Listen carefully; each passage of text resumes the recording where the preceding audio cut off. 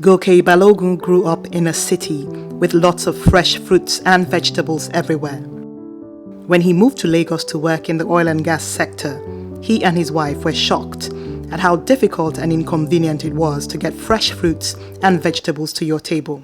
And so, one day we were just at the market, and then I told my wife, um, what would it be like if we could do this shopping in a very, organized, serene environment? We could find all we wanted just in one setting. We didn't have to move from one place to the other in the rain, in the mud, and all of that. And she said she would absolutely love it, and I said, why don't we start? Inspired by a visit to South Africa, they started a business in Lagos to provide healthier food options for people in the city. This is the story of the journey of SoFresh.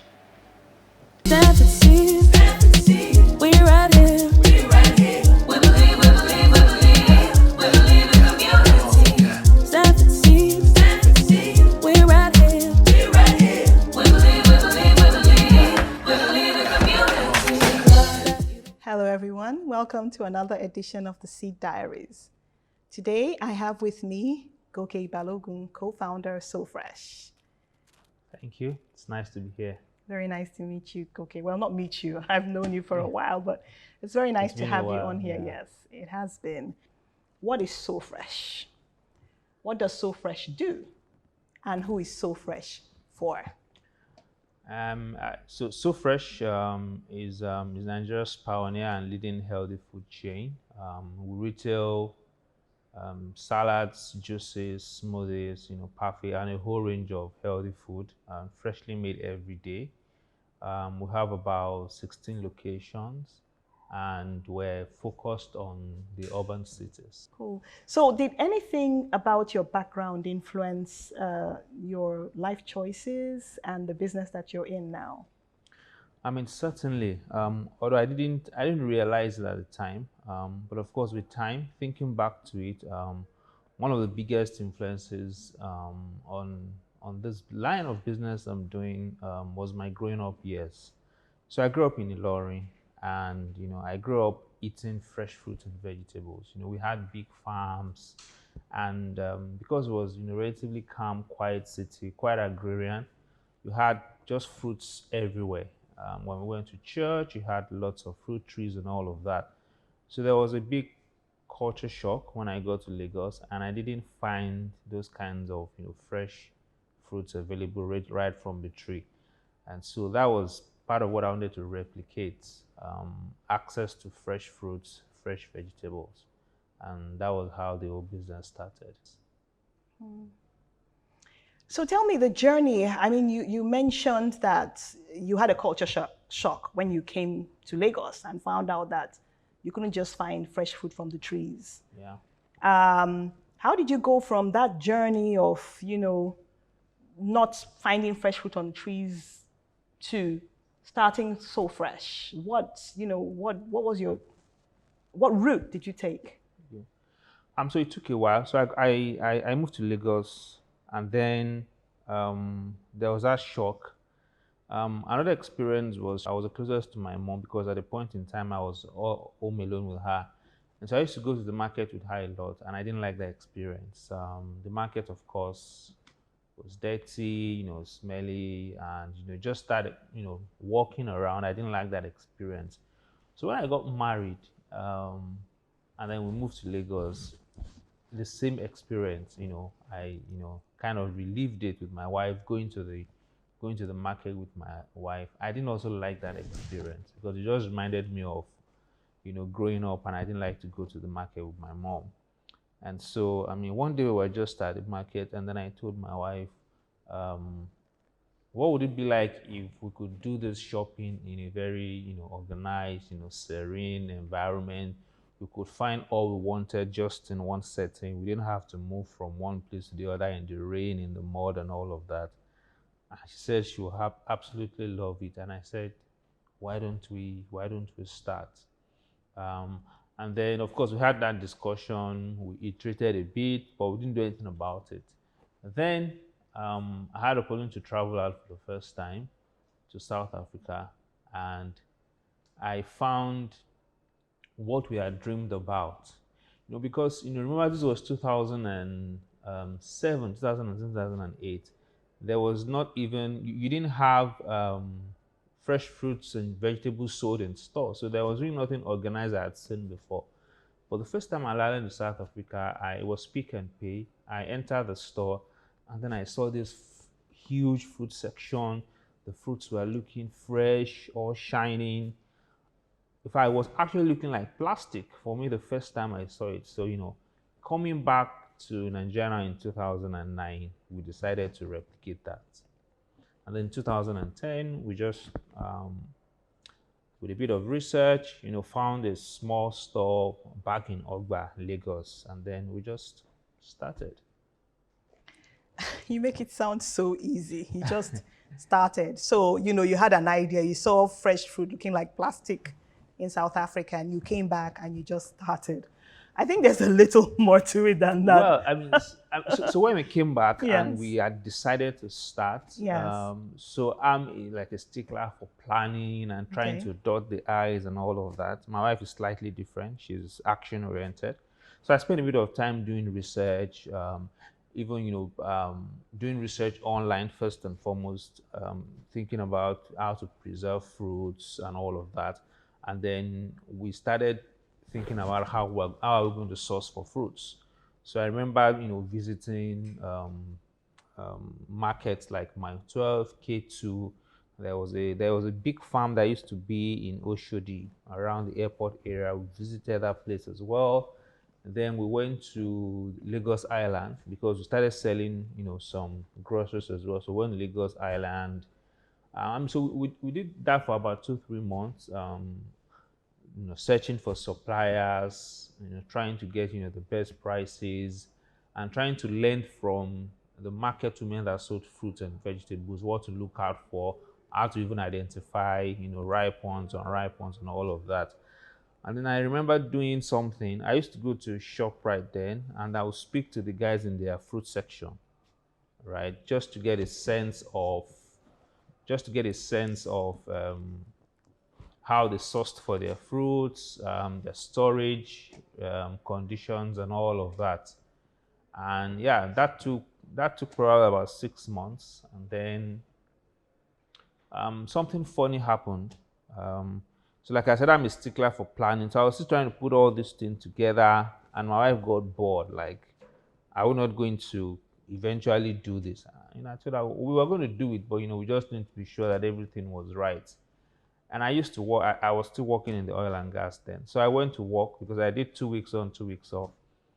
I went to work one day, and then she called me from work that she found a store. And so when I came back, we checked it out, we liked it, and then that was it. Oh, wow. So you guys planned. How long did you plan for, did you say? It actually took about 9 months from when we decided It's to like do a it to baby. opening the first year, Okay. almost like a baby. And you found a store. Now, when you found the shop, how did you have money saved up for it? How did you pay for the shop? How did you get the stock? How did that work out? Yeah, so we started with our savings. I was working, she was working. We guys just put together our savings for a period of time. So we're able to rent a store, get the furniture, buy the equipment, and then we stock up the store. And we had just moved to Lagos, and we didn't even really know a lot of people, just a handful from church. And so we just started. The first day was great. Invited all the people we knew in Lagos, about 25, 30 people. And then that was it. And then the next day, which was because we opened on a Saturday, the next day was a Monday, and then we were faced with the reality because now we had to find people we don't know Customers. to come into the store. And did you find them? We did not find them immediately. It was tough. I can remember. So the first sale we made, the day we opened, 2010, was about, I think it was about 26,000, and then the next day it went to 3,000, and then it Wow. stayed that way. And so we had to, devise other means. I basically combed the whole of, Ogba, Magodo, beggar area, just walking around with flyers, telling people, there's this, fruit and new fruit and vegetable store. And then we had a market close to us, which is also Ogba Sunday Market. So we went there every Sunday to distribute flyers just for people to know that we were around. And then, over time, the neighborhood around Ogba, Adeni Jones, people started coming from there, based on the legwork. I mean, there was no Instagram back then, so it had to be legwork. You had to get on the streets, talk to people. Sometimes the security guys will chase you away. Just and then we went to churches, all the churches around on Sundays. We were sharing flyers, and then after about a year, we started going to a lot of events, trade shows, just to get the word out there. So it was really physical legwork the first 3 years to get people to know about what we were doing. And I'm thinking, as you're saying this, it sounds like it was a lot of work. It was a lot of work. I'm also thinking about even the sourcing. I'm thinking you would have gone to the market like mile 12 again, right? Yeah. So the first 4 months, myself and my wife went to the market together. We did all the sourcing. So we did all the sourcing ourselves. Went to the market with our car. You had to wear your boots. You know Where how the- mile yeah, 12 is so muddy. You have so to wear your yeah. boots and So trudge what in we the didn't know, dirt. so we started the business in November, so it was dry. And then so you didn't know. by the time the rain started in April, it was really messy. So you had to get your boots on, Yes. and then walk distances to find the best deals.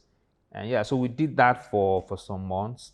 And when things started stabilizing, we now engaged someone to do that for us. But we Okay. had to do that at first, to first of all understand all the intricacies around supply, where it came from, even the days particular fruits came. Yeah, so we're able to now hand over to someone after a while. And interestingly, the person joined us in 2011, and she's still a staff at SoFresh. Oh, wow. Yeah, and Wow. she's been doing procurement for SoFresh for the last 12 years, Wow. 11 years. That means she really bought into the vision. She did. Which is interesting because it's difficult to find good people, and it's interesting when you hear of someone who has stuck with the vision, stayed with you all that while. So that's kudos to you, and kudos to her too for staying that long. That's fantastic. And I'm now thinking, so now you've started out in Ogba, you've figured out kind of your supply chain, and now you're selling. Were you profitable at this point? Not okay. So I didn't even know whether we were profitable or not. So remember, I was working. I had a job, a very good job. I also had a private law practice. So this was a side hustle. It was a side hustle, Okay. and things were going pretty well, for both of us. But we loved this business. We loved the idea, and the initial reaction from the customers we had, they really liked it. So we were attracting a lot of people that had traveled outside the country, and when they saw the store, they just fell in love with it. And so that made us think that there was something in this, and we just enjoyed it. But we're not focused on the numbers, and so basically like funding the business from our salary. But I think reality hit after a while. We had gotten the sales up to some level, not to the level we wanted, but at least things were now much better. And then around about the 2-year mark, we decided to let's even have a hang of everything we were doing. So I got my friend accountant to look at our books. Even though we didn't do our account statement for like the first 2 years, we kept our books, all our transactions was properly documented. And so when the guy came in and gave me the result, I'm like, You had a rude shock. we've just been wasting our time and all of that. And then we started taking things a bit more, more seriously with the numbers, focusing on the costs, our cost, and also driving, trying to drive revenue. we did that. Still things were not really, because now we started doing our accounts on a quarterly basis, and then by the 3 year mark, it appeared that things weren't going to get better. Sales wasn't growing, sales was flat, and we had practically done all we thought we could. And so actually, after 3 years, 2013, we seriously thought about closing it. I seriously thought about closing it. I'm closing the business down, because I'm like, what's the point? We're basically just funneling, our cash into the business, and wasn't returning anything. When it was time to pay rent, we practically had to bring out cash and pay rent. The business couldn't pay for rent. The business could pay for staff, but it couldn't pay rent, couldn't pay some other levies and taxes and all of that. So I mean, it was a very tough 3 years. Like an expensive hobby. Yeah, it wasn't an expensive hobby. So what changed? Because I don't think it's that way now, is it? No, it's not that way. Good. So what did you do So differently? 3 years, I told my wife, let's close this thing down. Let's enjoy our money. I mean, both of us are working. By now, she had stopped working. She has now focused fully on the business. But she said no, that if we look at the trajectory of what we have done over the last 3 years, business is growing. We just need to understand the business a bit more. So we did two things. We tried to look at everything we had done over the last 3 years, looked at our numbers, where the sales was coming from, what was driving our cost and all of that. And we just looked at all the data we had, tried to figure out what was wrong. And one thing was clear, the location was the biggest factor. So from everything we saw, we found out that there was no way we were going to make more sales than we were at that location. Another thing that happened was that we had gone for an event on the island around that period, and for the first time ever, we made the highest sale. The sales we made from that event was higher than anything we had made in 3 years. Wow. So that just opened our eyes to think that's where the customers are, not Ogba.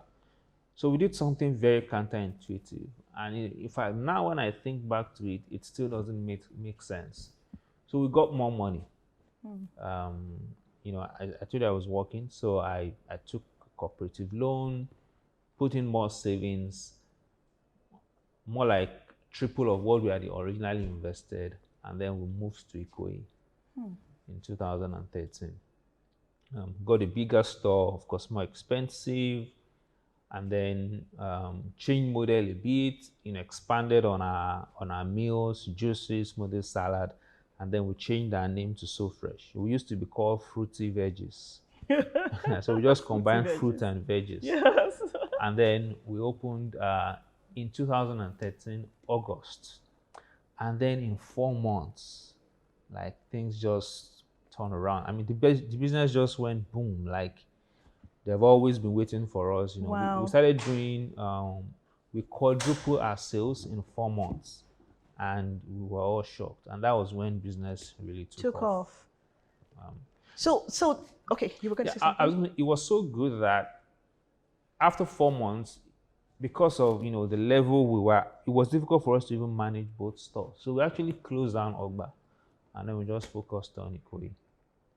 So you had the business model and it was right, but it was in the wrong place. Yeah, it was right. It was in the wrong place.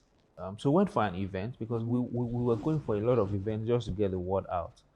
And then we used to do these fruit decorated arrangements. And so we met, we met a lady at the event, and she really liked what we were doing. That she liked the fruit, she liked the vegetables. She took our number, said she was going to call, she was going to make a big order. And then she called and asked where our office was, and we told her Ogba. And that was the end of the discussion. The transaction. Yeah, she actually made a comment like, Ogba, like, what are you guys doing in Ogba? And then that was all. Wow. I mean, I guess from this, people would think the lesson is, if you want to be successful, move to the island. Is that what you're saying? No, you have to understand where your customers are. You have to understand how to reach them, what they want, where they want to be reached, how they want to be. So it's all about the customer base you're serving, basically. So when we started out selling just fruits and vegetables, and that was the focus for us. But then within 2-3 weeks, customers came into the store and they were asking, can I get a juice? Can I get a smoothie?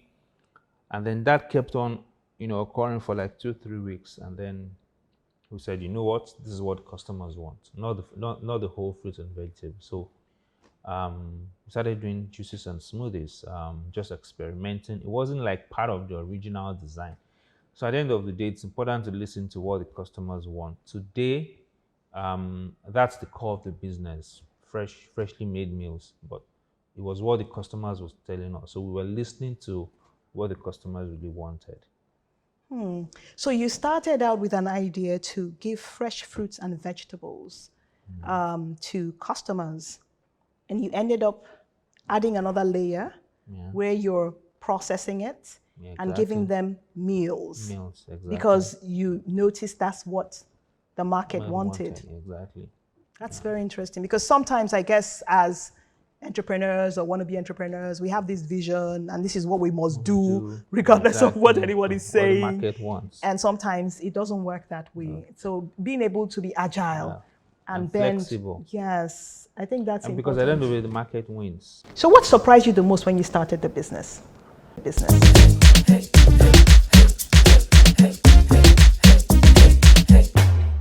it's not sufficient to have a passion. It's not sufficient to know how to do stuff. Maybe, you're a fashion designer, a cake maker.